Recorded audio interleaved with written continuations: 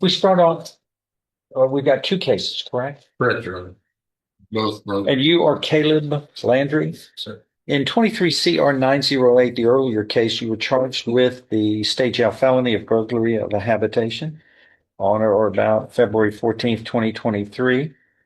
And that carries with it no less than 180 days up to 2 years in the state jail. You'll understand if convicted. I think you said burglary of a habitation. I said burglary of a building, state jail, a burglary of a building, Yeah. not a habitation, a burglary of a building, which is lesser than a burglary of the habitation. It's no less than 180 days up to 2 years in the state jail. Burglary of habitation is a second degree felony. Do you understand what you're charged with here in this? Yes. And in 24 CR 2225, filed on October 23rd of last year, this states that on September 17th, 2024, that you committed the state jail felony of burglary of a building. It's like the same building owner.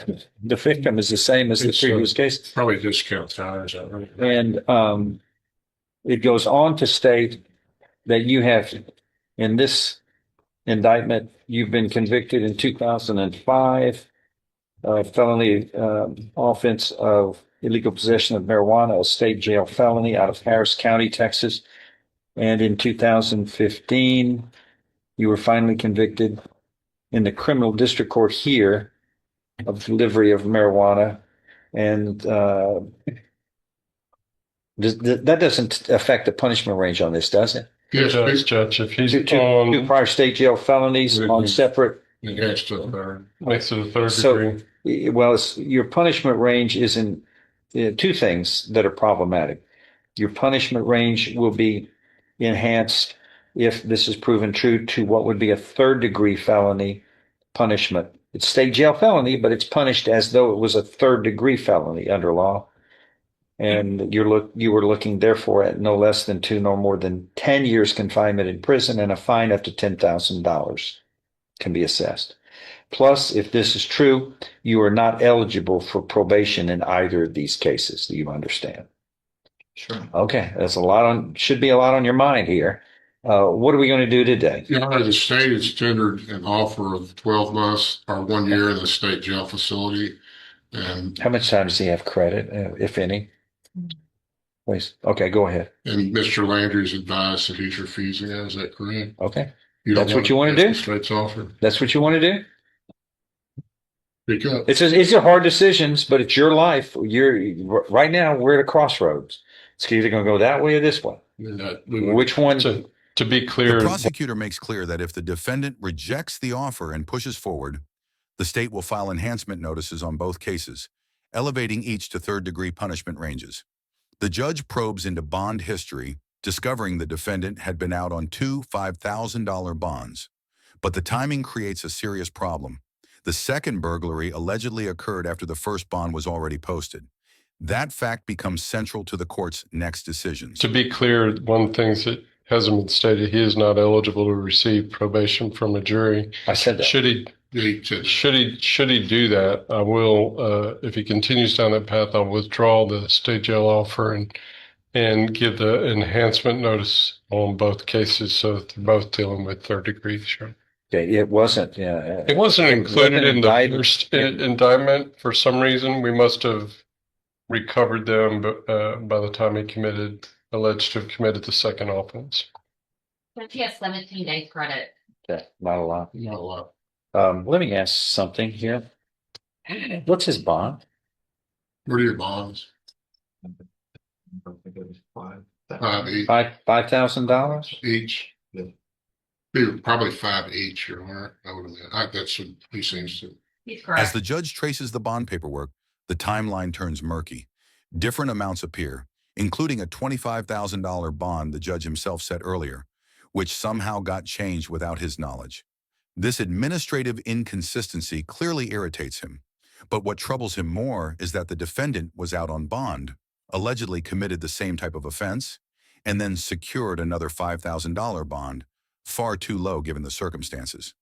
The judge begins signaling that the earlier bond decisions were inappropriate. He's correct. Okay. When was this bond posted? In 908. I'm looking at July 15th of 2024, correct? Is that right, everybody? That's what I'm seeing. If that's right, It's then $5,000 he's alleged to have committed the second offense while he was in on bond. September. Yeah, we got a bond issue.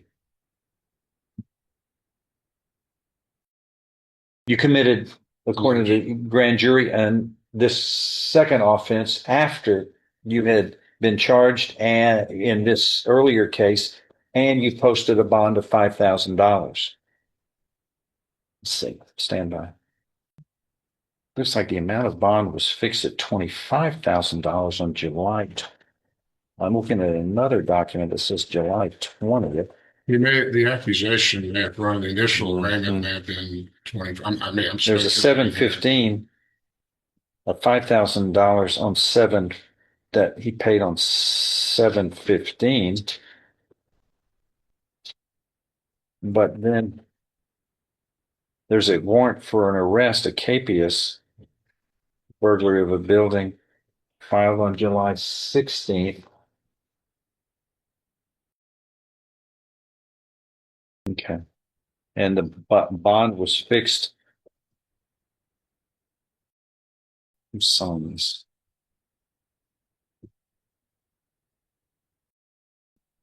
He probably It got says the amount of bond fixed by the court in this case is $25,000 here. that was probably the initial arraignment. He didn't postpone. Yeah, it was an And arraignment. he got out on accusation after that, and the warrant popped up sometime after he was released on accusation in the bond. But it's On the showing warrant was 5,000. set at 5. Is that right, Lacey? It's showing 5,000 on this. Okay. But he was arrested on the And all of this was done though before it is alleged that he commits this next crime, 24 CR 2225. That He may have been out on the accusation on the second offense. the second offense is on or about September 17th of 2024. All of this is July and July. It's the initial bond he made in 908. Was made on 7/15 of 24, Yes. Of $5,000. yes. Then what? And then it looks like the bondsman surrendered that bond when he was rearrested. And he made another bond in this case on 2/10 of 25. Of how much? The initial bond was No, I'm talking about the new bond. Should have been 10 if there was an airport. It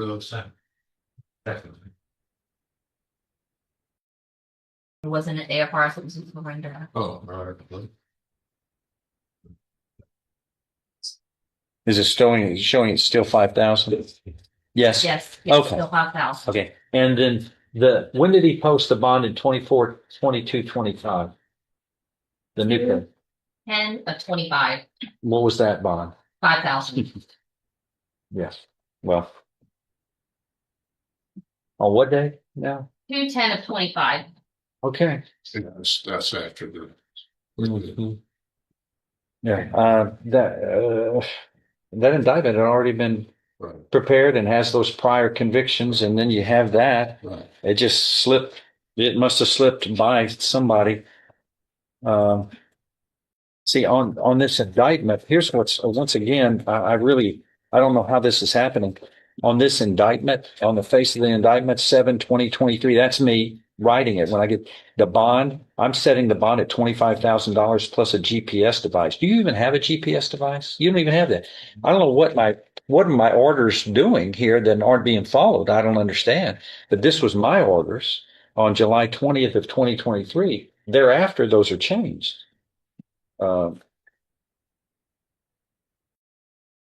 Or I represent the court. I didn't have anything to do. you didn't. Yeah, you're always the first suspect, but you've been cleared in this I would one. like to take credit. Anyway, I don't have any notes to explain, Judge. those were being changed without, and this court had authority over this case, and somebody else was changing these. It was post indictment. Yeah. It was post indictment after I had signed these orders, which are equivalent to an order, which is The judge inappropriate. ultimately resets both bonds to $100,000 each and mandates a GPS monitor. His reasoning is blunt. The defendant is accused of committing the same category of felony only months after bonding out, demonstrating disregard for the court's leniency and the seriousness of pending charges. He stresses that repeated offenses while on bond force the court to adjust its approach. The message is clear. Continued criminal conduct eliminates the court's willingness to maintain low bond conditions. Inappropriate, but we'll figure it out. Anyway, this court doesn't find $5,000. I mean, I put $25,000 up here, but I did this before this indictment shows up. Right. And then this indictment shows up, another burglary of a building, which is alleged to have occurred on or about September 17th of 2024, after he was on bond here. Your bond's $100,000 in each case. Plus, you have to have a GPS device as a condition of bond. So this is irresponsible and of your part. And once you are charged with a crime and a bond is set, and you're presumed innocent unless found guilty. But these are probable cause decisions by the grand jury that you probably committed these crimes, which are what we base bonds on, as the probability a crime has been committed. And we use the circumstances of the case and the criminal history. Your first bond of $5,000 is the same type of offense that you post a bond. A few months later, you're committing another of the same offense, the same type of offense, as though none of this mattered to you. You weren't taking it seriously. You are now. We're going to take it seriously. You can't just keep committing crimes and think that you can just pay a small bond and not that additional information and additional crime commission won't have a bearing on it. It does. So those are the orders. You must have a GPS device, and the bonds are amended to $100,000 each because of your criminal history and the fact that you're committing the same crime after you posted a bond in the first case of a similar matter. Just a few months after that, you're committing the same kind of crime, according to the grand jury. Anyway, that's the orders of the court. Next event, you set these for trial. It'll be set for trial. Thank you. That's what we'll do. Okay. That's what he said.